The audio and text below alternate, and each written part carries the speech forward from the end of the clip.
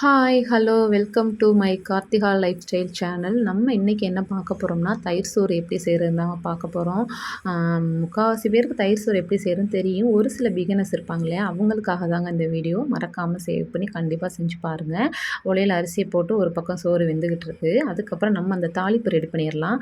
ஒரு கடாயை வச்சுட்டு நல்லெண்ணெய் ஊற்றிக்கோங்க. நல்லெண்ணெய் ஊற்றிட்டு கொஞ்சோண்டு ஜீரகம், கொஞ்சோண்டு கடுகு போடுங்க. பொதுவாகவே எல்லோரும் வந்து கடுகு தான் போடுவாங்க. ஆனால் ஜீரகமும் போட்டு பாருங்கள். டேஸ்ட்டு சூப்பராக இருக்கும். அதுக்கப்புறம் 3 காஞ்ச மிளகா, ஒரு கொத்து கருவேப்பிலைங்க. இதை போட்டு நல்லா வதக்கி விடுங்க.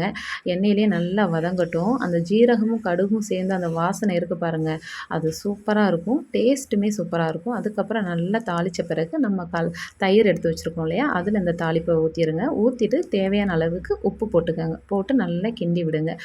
நம்மளுக்கு வந்து வெறும் தயிர் தாளித்து அப்படியும் சாப்பிடலாம், இல்லை சோத்தில் போட்டு பிரட்டி சாப்பிடலாம்.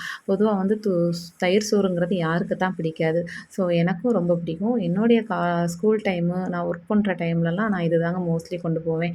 அதுக்கப்புறம் வடித்து எடுத்து வச்சுருக்க சாதத்தோட நம்ம தாளித்து வச்சுருக்க இந்த தாளிப்பையும் ஊற்றி கிண்டி கிளறி எடுத்து சாப்பிட்டு பாருங்கள். தயிர் சோறு சூப்பராக இருக்கும், அல்டிமேட்டாக இருக்கும். அதுவும் இல்லாமல் இது வந்து பிகினர்ஸ்க்காக அந்த வீடியோ. தேங்க்ஸ் ஃபார் வாட்சிங்.